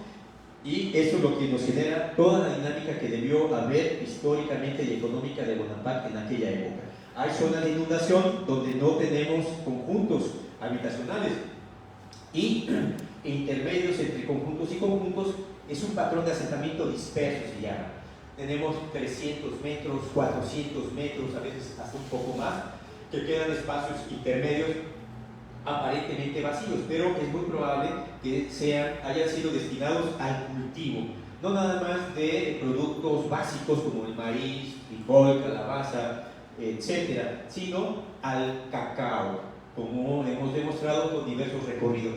Ya a lo largo de estas pláticas, que van a durar cerca de 6 meses, varios compañeros que han colaborado en el proyecto a lo largo de estos años irán también presentando puntos más específicos de estos tópicos, ¿no? Y que podrán dar una idea más general al público de lo que era totalmente Bonaparte. Bueno, aquí varias vistas de la Acrópolis, su entrada actualmente, ya todo la Acrópolis al fondo y la entrada a la Acrópolis. Vemos aquí a la derecha, en la fotografía superior izquierda, el llamado edificio 15 con una techumbre de material perecedero, de guano, ¿no? De palma guano, que más o menos reproduce lo que originalmente debió haber tenido esa estructura, ¿no? Vemos otras estructuras de la plaza, las grandes estelas que están en el centro de la plaza, la 1, que es la que se ve muy blanca, tiene un techo de protección y pide que se vaya manchando. Es una de las telas más altas del mundo maya. Después de las de Copán, son las de Bonaparte. Esta, una de las más altas, ¿no? Entonces aquí vemos ya nuestro plano topográfico específico de la plaza y de la Acrópolis, mucho más completa de lo que anteriormente teníamos en disponibilidad. Una característica que tenemos de los edificios en la Acrópolis es que en la parte superior, donde están estos pequeños templitos que vemos en la foto inferior derecha, muy pequeñitos, como para vivir en ellos, son especies de altares en sí, que en su interior tienen una pequeña cilindro de piedra que vemos en algunas de las fotografías superiores, ¿no? Son una imitación de lo que significa la ceiba o la estalactita, es una entrada al inframundo. Y algunas excavaciones que hemos realizado nosotros y los arqueólogos anteriores, encontramos criptas bajo estos edificios. Entonces sí, son espacios dedicados a los linajes importantes de Bonaparte a lo largo de por lo menos de 200 años. Aquí vemos parte de los trabajos que realizamos, cómo estaba la Acrópolis arriba a la izquierda cuando llegamos, cómo fuimos haciendo el trabajo de limpieza, desescombro, de los muros derrumbados para buscar las líneas que se mantenían todavía en su punto original y ir consolidando y restaurando los diversos cuerpos, ¿no? Aquí vemos abajo a la izquierda cómo se iba avanzando hasta tener la totalidad ya de sus cuerpos consolidados, ¿no? El edificio de las pinturas, pues es el edificio más insigne por sus características murales, 16 metros de largo por 4 de ancho y casi 5 metros de altura. Aquí vemos estas imágenes de la doctora Marielle Miller, que trabaja en Yale, en la Universidad de Yale, en Estados Unidos, y que su tesis doctoral fue sobre las pinturas murales y ha hecho mucho trabajo alrededor de esto, ¿no? Hasta su última publicación, ya de hace 10 años, muy interesante, Pero también hay muchos investigadores mexicanos que se han abocado al estudio de los murales. En mi proyecto yo no le he dado énfasis a los murales, dado que hay una pléyade de investigadores que se han dedicado a esto, y más bien el interés del proyecto ha sido encontrar materiales arqueológicos que nos puedan dar soporte a lo que los murales nos están presentando, ¿no? Y algo de esto se ha podido realizar y que vemos en la exposición, y aquí vamos a ver ya al final de lo que les voy a platicar, ¿no? Al exterior había unas bandas de color rojo y crema, ¿no? A los lados de las tres entradas. Cada entrada a su vez tiene un cerramiento de piedras, se llama dintel, y también están labrados, tienen vestigios en nichos que tenían algunos de los gobernantes, hoy personajes importantes de Bonaparte, arriba de cada una de las tres entradas. Posiblemente se habla del último gobernante de Bonaparte, Yahao Chamuan II, y su cuñado, el gobernante de Yaxchilán, que era el sitio hegemónico de esa época, junto con Piedras Negras, pero que ya en el clásico tardí, a partir del 300, Yaxchilán toma el control de toda la zona alrededor del propio Yaxchilán y deja fuera a Piedras Negras. Bueno, hemos realizado igual una significativa cantidad de pozos estratigráficos, pozos profundos, algunos de 5 metros de profundidad, para ir detectando diferentes etapas constructivas, ¿no? Aquí vemos algunos ejemplos de escaleras más antiguas, cuerpos escalonados de acrópolis más antiguas que les fueron añadiendo más volumen con otros nuevos cuerpos cubriendo los anteriores, nuevas escalinatas, etcétera, y vestigios de edificios. Entonces, son más o menos cerca de 65 pozos que se han realizado, ¿no?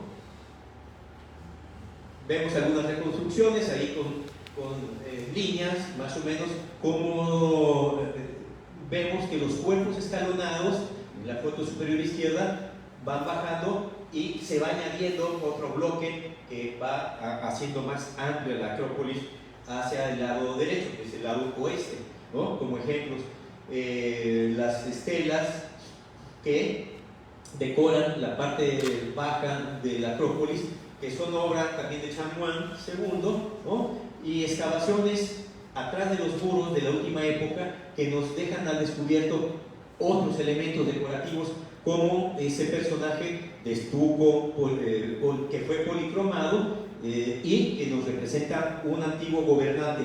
No hay jeroglíficos, por lo cual no podemos identificar de quién se trate, pero que sí era un gobernante más antiguo y que por razones de seguramente cambio de linaje gobernante fueron tapados y cubiertos, matando o destruyendo parcialmente la cara de estos personajes, que es donde, de acuerdo a la cosmogonía maya de la época y todavía en la actual, reside el alma del personaje, ¿no? En realidad no es una imagen de alguien, es el personaje dentro de esa concepción. Entonces había que conjurar también cualquier efecto negativo, pues destruyendo esa cara, ¿no?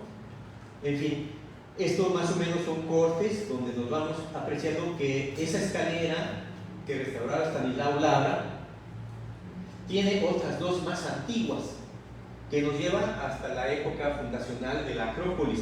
Desafortunadamente el relleno que usaron estos arquitectos mayas era muy limpio, no como en otros lugares donde se traen restos de construcciones derruidas o basureros, y ahí hay materiales cerámicos, por ejemplo, que nos ayudan a fechar por el tipo de cerámica a qué época pertenece, o hay restos de carbón para hacer un fechamiento por carbono 14. Aquí hemos batallado con este aspecto y nos hemos tenido que regular a través de las épocas constructivas, conjuntando los temas de un lado con los temas de otro lado opuesto y los intermedios, buscando continuidades de las diferentes etapas constructivas.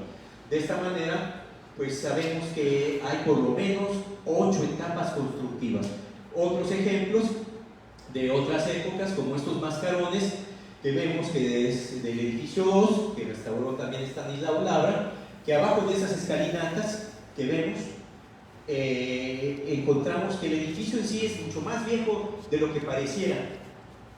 Tiene una vida por lo menos hacia el año 600 y es contemporáneo con uno de los edificios chiquitos de la parte superior a donde desemboca la escalinata, el edificio 6, que tiene un dintel que habla de un gobernante previo, también de nombre Chanuán, pero bueno, sería el Chanuán I, posible cabeza de linaje a partir del año 600, y que esto tiene que ver con las peleas que tuvo Bonaparte en su interior a lo largo de 200 años.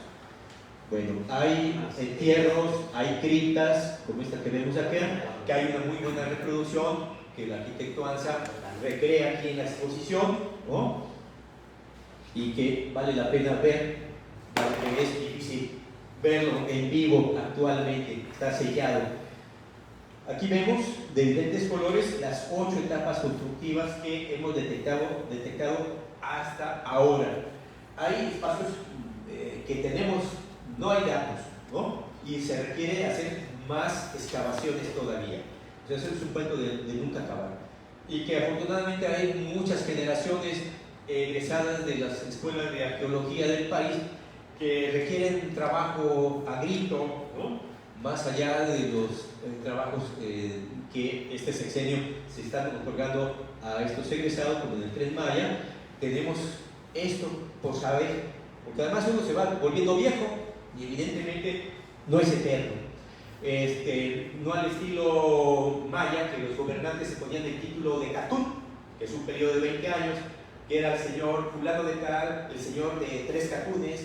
Ya el exceso era aquel, hay un gobernante de Yaxchilán, por ejemplo, que el señor de 5 catunes, ¿no? Entonces estaba ya entre los 80 y 100 años. Entonces, pues nosotros estamos entrando al 4º catún. Yo creo que necesitamos más ayuda de jóvenes arqueólogos. Aquí vemos este ejemplo de esta cripta del edificio 4. Vemos aquí estos dibujos a 350 metros de profundidad. Localizamos las tapas de la cripta. Es una cripta más o menos de 3 metros de largo por 1 metro de ancho y 1,10 de altura. Tiene 2 nichos en las paredes longitudinales donde se encontraban colocados las ofrendas, las vasijas de ofrenda, ¿no? Y vemos parte del trabajo, encontramos el enlajado original de la terraza, fuimos excavando y encontramos otra capa de piedras muy bien acomodadas, que pensábamos que era otro piso de lajas, y lo fuimos registrando, levantábamos eso, encontrábamos otro bien niveladitas. Caray, qué locura. Ya cuando llegamos a la 10ª capa, dijimos, no, es un relleno muy especial, acomodado perfectamente con su mezcla de cal para sustentar súper bien al edificio número 4. Y sí, fuimos bajando hasta llegar al nivel de las tapas de la cripta de gran grosor. Entonces encontramos técnicas constructivas interesantes. Al interior, pues una persona joven, como ahí dice, de 22-25 años, con mutilación dentaria, incrustaciones de jadeíta en algunos dientes, principalmente los incisivos, sin deformación craneana o muy ligera, ¿no? Está aquí, se puede ver en la exposición. Quizá uno de los elementos más llamativos es el espejo de pirita que se encontró a los pies del individuo, ¿no? Un espejo de tonos rojizos, cafetosos, pero es una superficie muy pulida que se puede replicar perfectamente. Pero es un espejo de tipo adivinatorio, es la oscuridad, es la entrada al inframundo en un espacio que es una cueva, en realidad esa cripta, que da la bienvenida a este personaje que no fue un prisionero de guerra ni nada. Es un joven que fue sacrificado porque tiene daño en alguna de las vértebras cervicales. Dentro de los linajes gobernantes y la aristocracia, llamémoslo de esta manera, maya de esa época, había jóvenes que eran designados de su nacimiento para ser sacrificados en ciertos eventos. Y este es un reflejo de eso. porque no iban a esperar a construir el edificio hasta que se muriera el abuelito, ¿no? El tío o el gobernante en sí, ¿no? Sino que tenían que generar un ritual específico para sellar esa cripta y dignificar ese nuevo edificio dedicado a estos personajes, ¿no? Hay otra cripta que excavó Mario Pérez Campa en el 81, que está en el edificio 7, que es de, igual que el edificio 4, ya son de épocas más tardías, entre los edificios de la Acrópolis, hacia el 700 más o menos, donde también hay una cripta no tan profunda. Aprovechan el espacio entre el edificio 6, vemos ahí la planta arquitectónica, se ve el edificio 6 parcialmente, y al otro lado, no está ahí, está el edificio 8, que son más antiguos, quedó un espacio intermedio que lo rellenan y construyen eso, le colocan su gran cilindro de piedra y encuentran esa cripta. De muy triste fortuna, porque cuando se excava dejaron a dos trabajadores de veladores, ¿no? Pues aunque es una zona que en esa época menos aún llegaba gente, eran 200 personas al año que llegaban principalmente por avioneta, entonces no importaba, que había que vigilarlo. Y al día siguiente que encuentran al velador amaniatado, ¿no? Amarrado, amordazado, ¿qué pasó? ¿No? Que en la noche llegaron y me golpearon y se robaron las vasijas. O sea, no se pueden sacar luego los materiales porque hay que registrar todos los objetos. Ahí había agujas de espina de mantarraya, agujas de hueso, cuentas de jade, aparte de lo más obvio que eran las vasijas, y que el registro lleva mucho tiempo. Lo robaron. Pero realmente fue un contubernio del velador con otro de los trabajadores. Finalmente los rescataron, pero sí modificaron parte del registro del interior para desgracia de Bonaparte. No bastó con que Pavón Abreu no dejara informes, sino también hasta los saqueadores en las narices de uno se metieron. Luego, saliendo a la plaza, vámonos a la plaza, un ejemplo que tiene que ver con la exposición también, el edificio 15, que vemos ahí marcado, y que es una estructura que tiene varias etapas constructivas, 5 hemos registrado, ¿no?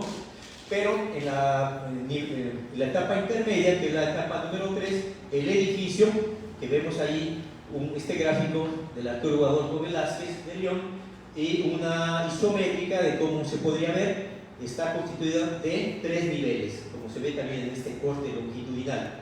Una escalinata de tipo clásico de la región de los Umacinta, grandes piedras, ¿no? Que llegan a una estela lisa, en este caso, sus caras principales, pero con una serie de cartuchos jeroglíficos en uno de sus cantos, muy erosionados, no se pueden leer desafortunadamente, ¿no? Se baja a un nivel intermedio que está ocupado nada más en un extremo, como se ve en el gráfico inferior, por una especie de banqueta, donde posiblemente el gobernante realizara alguna serie de rituales desde ese punto. Y finalmente se bajaba a una plataforma ya muy bajita y cerca del nivel general de la plaza, donde estaba otro trono con una escultura de mampostería, de piedra, recubierta de estuco policromado, modelado y policromado, que representaba a un antiguo gobernante, que en las etapas subsecuentes, en la cuarta y la última quinta etapa, es cubierto todo esto para dejar en el olvido, aparentemente, a este gobernante, que vemos aquí varias fotografías e ilustraciones en acuarela del artista plástico Beni, y con el resto de rostro que localizamos a poca distancia en la parte alta del edificio. Tenemos que es un personaje que tiene una antifaz con ojos de deidad solar. Entonces es un gobernante que está representando al dios, muy seguramente al dios del sol nocturno, que tiene que ver con el inframundo. También se encontraron restos de uno de sus pies, con su, se ve que es una especie de sandalia, ¿no? Se ven las cintas, ¿no? Que eso fue esparcido en algunas partes. ese personaje tiene y da a una piedra cilíndrica que está clavada ahí adentro, que es la misma representación que tenemos en los edificios de la Acrópolis de la parte alta, ¿no? Solo que estos en una dimensión más pequeñita. Son elementos fundacionales. Esas piedras cilíndricas significan la posesión del territorio.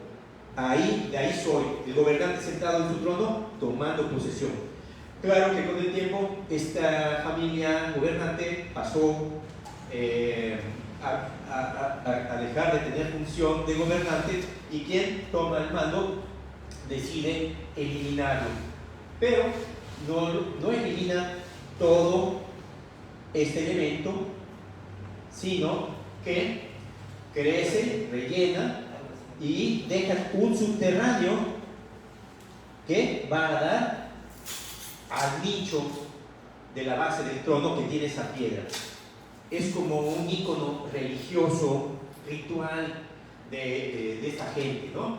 El personaje arriba queda sepultado de tal manera que se ve nada más la parte baja del vientre muy destruida. Nadie, ni nosotros cuando llegamos en el 93, ni los arqueólogos previos a nosotros, por ejemplo la doctora Pincelín, cuando estuvo trabajando con los compañeros de restauración del 84 al 88, pues se podía meter, ¿no? El escombro que había entrado de la parte de exterior permitía que el pecho tierra entrara, pero se veía restos de estuco. Pensábamos que era un mascarón, que no sería de extrañar.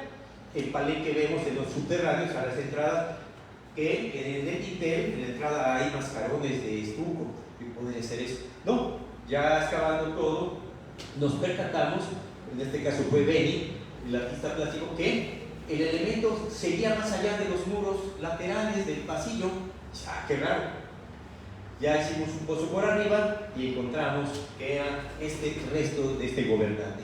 Entonces matan al gobernante, que para eso colocan ahí en el relleno, abajo de un nuevo altarcito, suben el altar que estaba en funciones en la época del año 600 a uno nuevo en la superficie, ya en la penúltima etapa constructiva, ¿no? Que es también una representación en miniatura de los edificios de la Acrópolis, ¿no? Pero abajo dejan un cuchillo de sílex, que se ve ahí también, y entre lo que dejaron de la cabeza, donde la mutilaron, y el cuchillo, una gran cuenta de jade, que es sangre también, es representación de la sangre. Y el cuchillo, pues el objeto ritual con que se quiere dar a entender que se tuvo que hacer un sacrificio ritual de la propia escultura, que para nosotros es una escultura, para ellos era la representación propia de ese personaje. ¿Cómo se llamara? No lo sabemos, ¿no? Y así lo matan ritualmente. Entonces hay toda una serie de términos de ritual muy interesantes, de cambios de poder.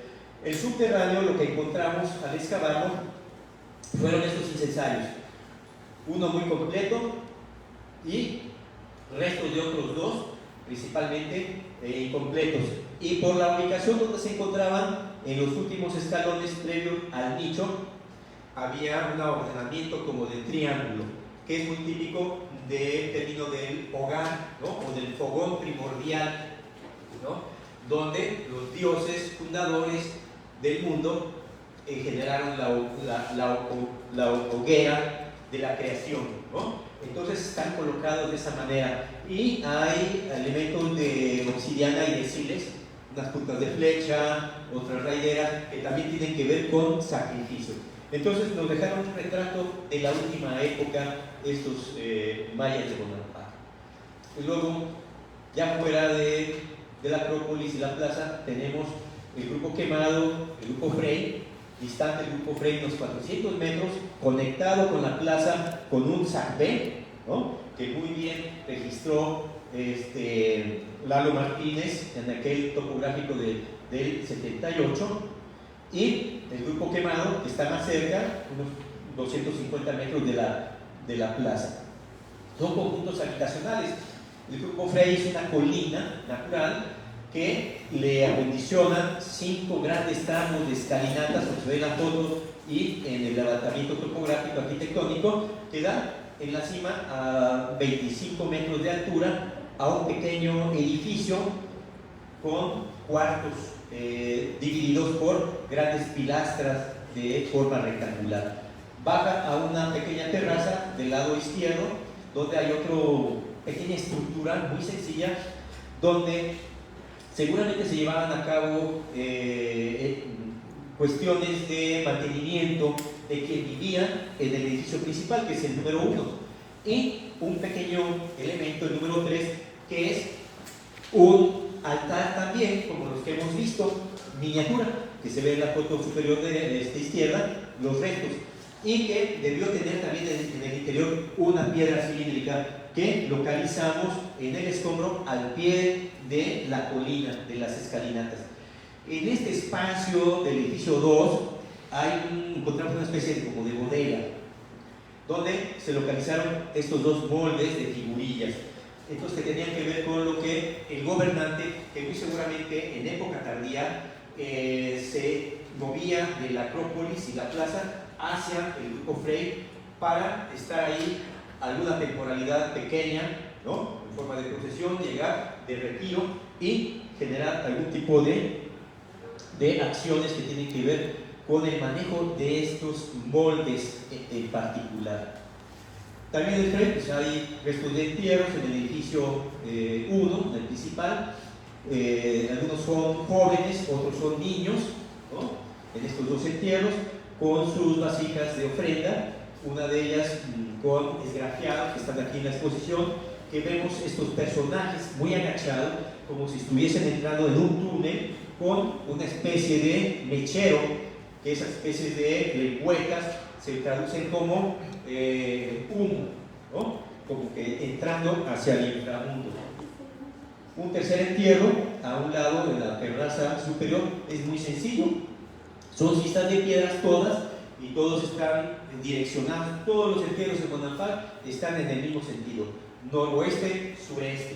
Lo único que no hay una relación constante es la cabeza puede estar para un lado, para el otro, pueden ser masculinos o femeninos, adultos o infantiles, ¿no? Hay sitios que son muy constantes, como Palenque, que todos los entierros son norte-sur y la cabeza siempre apunta hacia el norte.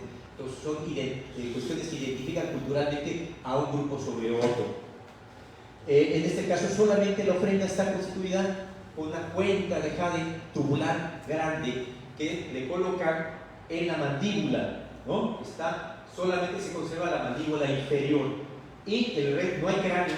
El cráneo es sustituido aquí por una laja grande, ¿no?, que se vuelve a repetir este hecho en otro sentido en el entierro que vamos a localizar años después en el edificio de las pinturas, donde el que está enterrado carece de la mayor parte del cráneo y en su lugar colocaron una vasija de alabastro. Su cuenta para que pague al canoero que permite atravesar al mundo de los vivos al inframundo, ¿no? El grupo quemado, también hay una serie de entierros, son 2 edificios pequeños, 3, uno habitacional en el extremo izquierdo, el principal, tiene ahí un puntito negro donde dice 1, en el siguiente espacio es como un altar y tiene un pequeño cilindro de piedra, ahí se encuentra un pequeño cilindro de piedra, que la tesis de licenciatura de Adolfo Velázquez de León lo describe muy bien todo esto, y es como las casas que podemos encontrar en la etnografía del siglo XX a nuestros días, en los Altos de Chiapas, Sinacancán, Chamula, etc., donde al interior de las casas hay un altar, el altar de la casa. Igual ahí tenemos un pequeño altar en el interior de la casa principal, ¿no? Pero igual que se ve hoy, también en el patio tienen su altar, ¿no?, de la familia. Ahí también lo vemos en el edificio 2 y 3, que tienen sus cilindros también colocados en el interior. El edificio 2 es un cilindro de este tamaño, de este ancho, que no sé por qué los turistas, los visitantes siempre les da curiosidad de ver qué hay abajo.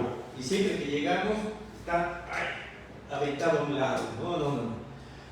Faltan vigilantes falta presupuesto, ¿no?, para atender adecuadamente todos nuestros retos arqueológicos del país. Y el 3 es también una pequeña estructura de altar, pero con 3 nichos, de los cuales se conservan 2, y en su interior encontramos también cada uno con su pequeño cilindro. Por eso decíamos, bueno, si en la Acrópolis al excavar hemos encontrado abajo de donde hay cilindros un evento funerario, ¿no?, ya sea real, con restos óseos, o de una escultura matada, aquí debería haber también un evento funerario. Y efectivamente, abajo del edificio 2 encontramos, aquí vemos el gráfico, una tumba, una cista funeraria con 2 nichos, con todos estos elementos que observamos ahí, vasijas y cuchillos, puntas de lanza, indicándonos posiblemente la actividad principal del enterrado, quizá cabeza de linaje de la familia que vivía en el grupo quemado, que es una habitación que tuvo una vida de 200 años, más o menos, por los restos arqueológicos que hemos detectado a través de la cronología que nos otorga la cerámica. Entonces, son linajes y que estaban emparentados con las diferentes familias, se fueron gobernando con AMPA, no nada más el grupo quemado, sino también hay otros alrededor de la Acrópolis que debieron tener esa relación.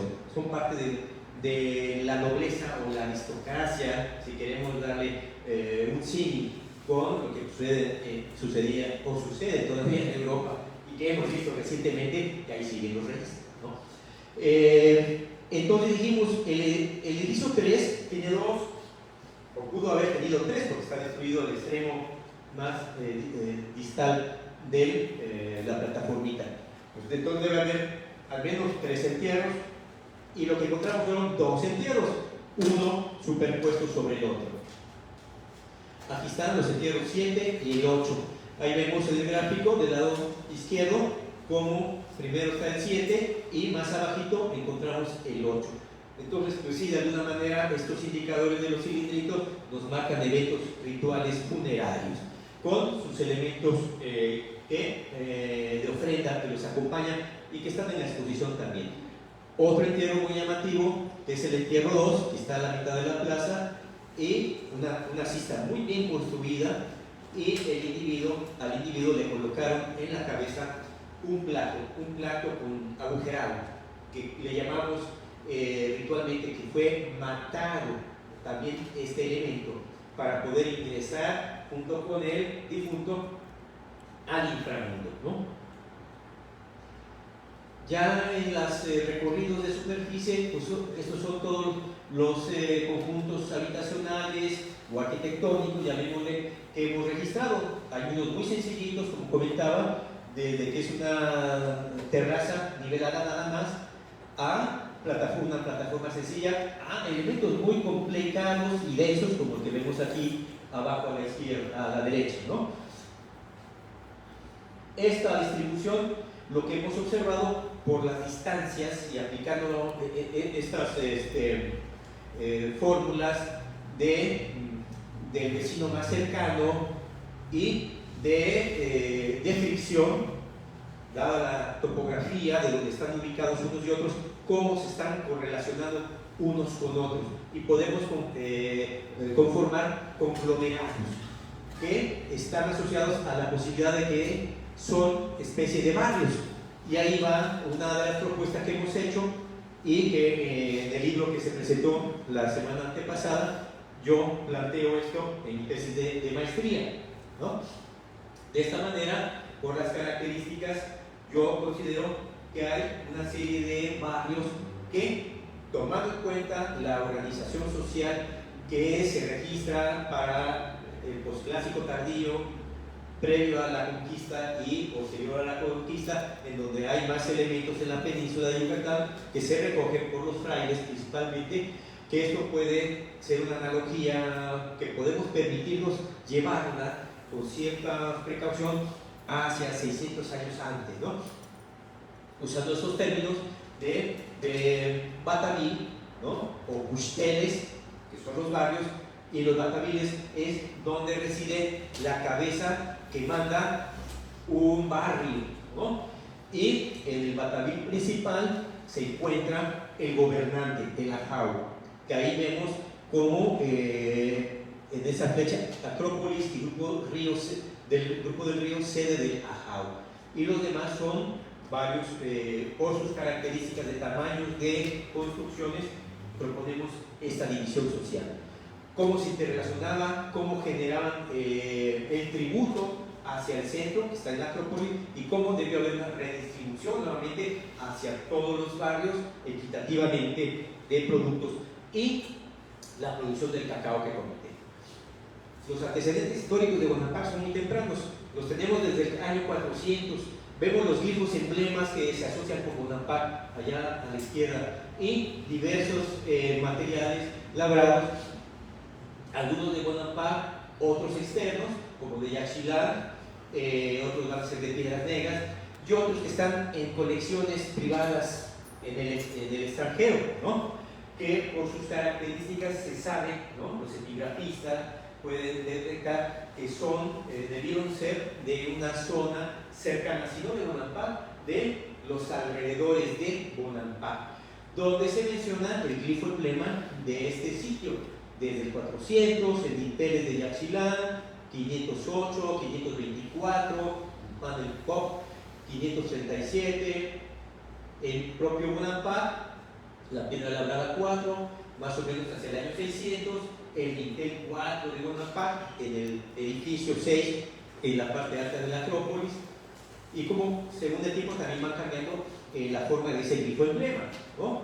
Y en estos otros elementos que se encuentran varios en Bonampak, en Piedras Negras, y en el vecino Lacajá, que está a 6 kilómetros de Bonampak. Sitios hermanos, de crecimiento hermano con Bonampak, y que conforman parte del mismo linaje, porque ya en la época tardía, cuando gobierna Charmuán II, y quien es el que levanta todos los elementos escultóricos que vemos actualmente en pie en el lugar, además de unir al glifo emblema de Bonampak, que es esa especie de ave, ¿no?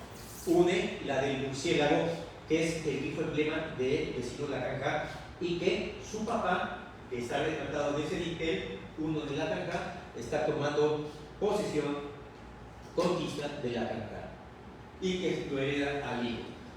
Ya Charmuán construye todo esto. Las estelas, la estela 2, 776, que es cuando toma posesión de Bonampak, aunque parece que no lo hizo en el sitio, sino muy posiblemente en una ciudad amiga, vecina importante, que debió ser Yaxchilán, dado que se casa con la hermana del gobernante en turno de Yaxchilán, ¿no? O en Lacajá. Así que él entra años después realmente a tomar posesión de Bonampak, y en el 780 se erige esa gran estela que comenté, la estela 1, de esa gran altura, más de 5 metros de altura, ¿no? Que son 5 años de que toma posesión. Es muy extraño que para festejar su toma de posesión no haya hecho algo de la misma magnitud, sino a los 5 años. Es muy posible que en esta época es cuando él realmente toma y recupera el poder de Bonampak, quien debió haber estado gobernando con gente de Bonampak, pero aliada con otro sitio importante de la época, el llamado Perro Blanco o Satsí, ¿no? Que en los últimos años ha habido algunas propuestas de dónde puede estar. Unos piensan que es en Plan de Ayutla, que está al norte de Bonampak, unos 20 kilómetros, y otros más recientemente en Nuevo Lacajá, en Lacajá Central, que está más o menos a unos 28 kilómetros al norte, en el mismo valle del río Lacajá, ¿no? Entonces, esta gente previa a Charmuán tenía este apoyo, pero Charmuán logra su derrota, como se ve en los dinteles del edificio de las pinturas, que vemos el dintel 1, que es Charmuán, que está tomando un prisionero, y en el dintel del cuarto central está escudo jaguar de Yaxchilán, su cuñado, haciendo lo propio en aparentemente una misma batalla. Es el 5 de febrero o del 5 de enero de 787 en un caso, y en el otro fue el día 3. Entonces es la misma batalla seguramente, y hay un grifo que indica que posiblemente son gente que tiene que ver con Satsi. El dintel 3 de las pinturas no tiene que ver con ese evento, sino con uno realizado casi 40 años antes, ¿no? En el 740, y representa al papá de Chamuán tomando un prisionero importante que era el Ahau de la Canja y otros asentamientos de la región, que finalmente logra su conquista. Y en la transparencia anterior vimos cómo él se representa siendo ya el Ahau de la Canja. Y la estela 5, restaurada por el equipo de nosotros, y que siempre se había reportado desde la época de la Carnegie como una estela lisa, ¿no? Estaba sobre el edificio 17 en la gran plaza, tirada y fragmentada en 60 pedazos, ¿no? Pero dentro del trabajo de restauración de otras estelas por nuestro proyecto, se empezó a trabajar con el restaurador Rogelio Rivero Chong y con su insigne ayudante Norberto García Benítez, alias Beni, y otros compañeros lacandones trabajadores que fueron restaurando, pegando esa gran lacra de caliza que además se partió a la mitad, y cada mitad en muchos pedacitos. Fueron trabajando, claro, con el calor infernal en la plaza, un toldo, hasta que se terminó, se quitó el toldo, y ahí se quedaron viendo los dos, Rogelio y Beni, la estela. Era al mediodía más o menos, y de repente, oye Beni, ya estoy insulado, o veo una figurita ahí, a ver, oye, sí, se ve la luz rasante del sol a esa hora, y ya restaurado permitió detectar que tenía restos de un labrado, que vemos muy posiblemente. Al centro es Chamuán parado, frente a él, a nuestra izquierda, está una señora, posiblemente su esposa, que está registrada en el dintel 1 y en el dintel 2, ¿no? La señora Conejo de Yaxchilán, y atrás muy posiblemente es un niño, ¿no? Que en las pinturas vamos a ver ahorita rápidamente que ahí se está presentando un bebé. Aquí ya es un niño que está en la segunda infancia o va a pasar a la tercera infancia, unos 8 años, subido sobre un taburete. Entonces es posible que esto esté festejando un cartoon de gobierno Chamuán y pueda ser situada hacia el 796. Después de esta época ya no hay nada más registrado, levantado en Bonampak. Es muy probable que el hijo de Chamuán, pasaban de papá a hijo el gobierno, nunca llegó a gobernar. Vino el declive, no nada más de Bonampak, de este sitio, sino de muchos en toda la región, por un cambio climático, ¿no? Un cambio climático ya registrado por la doctora Gabriela Domínguez de Ecosur. Hizo una tesis de cuerpos lacustres en la zona de Najam, Metzabor, y ella puede fechar con carbono 14 que a partir del 720 empieza a haber una modificación del tipo de vegetación que se va acentuando hasta gran sequía hacia el año 900, por lo que un pueblo agrícola que depende de la lluvia, de temporal, no podría resistir la falta de comida. Por más rituales de autosacrificio que la Jau y la familia real realizaran, se vino un quiebre del sistema y abandono, posibles migraciones. Eso es trabajo todavía para identificar en muchos sitios de la región. Estos son otros elementos que Chamuán II, el último gobernante, conservó, que son de una época previa, pero que seguramente tiene que ver con su linaje, de donde desciende. Algunas son de la época del año 600, como vemos allá arriba, que representan a Chamuán I, que está en un dintel en la parte alta de la Acrópolis, y que esa se respetó, no importando el cambio de gobernante. Y ahí está, vemos el dintel 4, que es el mismo Chamuán II. Vemos el labrado muy profundo, es un alto relieve, ¿no? Muy profundo. Y en la parte baja, estas piedras labradas 4, 5 y 1, que es otro estilo muy esgrafiado, pero de una gran calidad que se logran volúmenes perfectos y que son alrededor del año 700. Entonces hay espacios intermedios que seguramente hubo cambios de gobierno, de linaje, salidas del que estaba gobernando, refugio en ciudades vecinas amigas y regresos, ¿no? Y del 700 al 776 o más adelante, cuando regresa Chaguán II. En este sentido, el edificio de las pinturas, que pues ya pudimos saber que tiene dos etapas constructivas, una primera que es un solo pasillo general. El diseño de este edificio es muy parecido al edificio 33 de Yaxchilán, ¿no? Que fue empezado a construir por Pájaro Jaguar el Grande, que termina su gobierno hacia el 742, ¿no? Que muere, y continuado por su hijo, Pájaro Jaguar IV, entre el 752 y el 765 más o menos, ¿no? Entonces, esas son las fechas de influencia, porque si no, no es gratuito que haya en otro sitio vecino con el que se tienen relaciones un edificio muy parecido.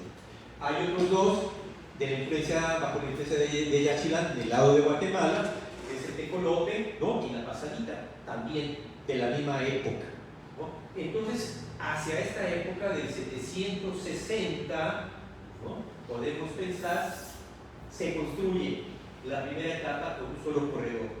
Tenía una altura menor, porque detectamos dos niveles de cubiertas de estuco, la última y una más profunda. Entonces, de tal manera que ahí lo caracterizamos como etapa 1 y una etapa 2 donde se subdivide el edificio en 3 cuartos, se le generan sus grandes bancas en el interior de cada cuarto y se eleva el techo, la cubierta un poco más. Bueno, es interesante ver que en el dintel central del edificio está el gobernante de Yaxchilán y no Chaguán. Entonces había una cuota de poder muy importante que pagar por Chaguán.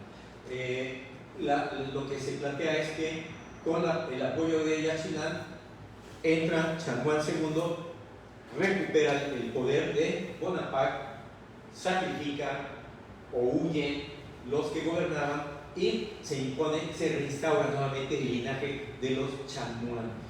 Aquí en el cuarto 1, brevemente, hay la presentación del primogénito, que está ahí cargado en brazos, lo tiene un personaje, mientras todo un desfile de gente importante de Bonaparte con sus capas, embajadores de otros sitios con los que se tenía relación Bonaparte, algunos tan lejanos como el grupo de Lacantún, que está más o menos donde está Benemérito de las Américas actualmente en esa región, ¿no? Y que vienen a rendir pleitesía a Chaguán II, ¿no?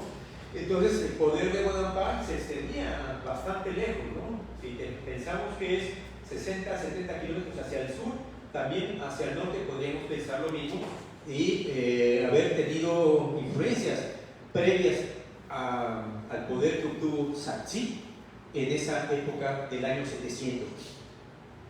Ahí se hace la presentación, en la parte baja hay una procesión con músicos, actores y 3 personajes importantes, donde está Chaguán al frente con unas grandes penachos de plumas haciendo una celebración, un ritual. En el cuarto 2 hay una batalla que vemos en la mitad izquierda, que se da quizá en espacio abierto porque el azul del fondo nos habla del azul del cielo, ¿no? Donde toma prisionero Chaguán de un personaje importante contrario.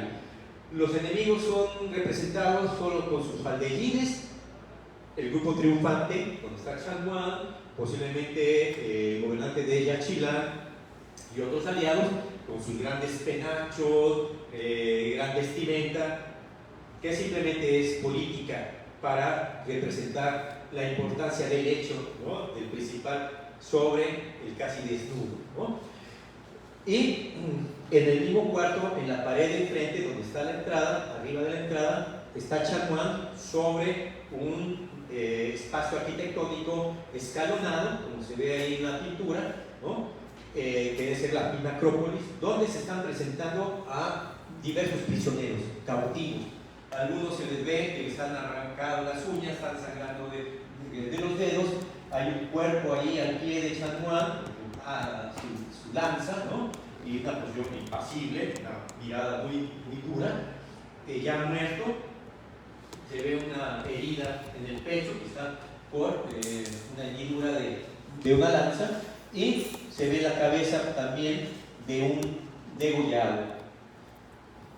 En el tercer cuarto hay una festividad con grandes textiles, faldellines, quizás sostenidos por varillas, o hay quienes dicen que están haciendo un baile que giran y se extienden estas grandes como alas de mariposa, ¿no? Y en la parte superior al centro está nuevamente Chanuan con otros dos personajes importantes y le están levantando el cuerpo flácido de uno de los sacrificados. Hay un evento de autosacrificio arriba a la izquierda, donde están todas las mujeres de Chanuan, la esposa, la madre, las hijas, y están punzando la lengua, virtiéndolo sobre una tela o corteza dentro de un incensario con piquitos imitando las espinas de la ceiba, y serán prendidas fuego y el humo llegará a los niveles celestes, ¿no? Entonces, después de un temblor que hubo en el 2005, que se dañaron el edificio de las pinturas, ciertas grietas se reabrieron afortunadamente. Se ve que es un lugar que eventualmente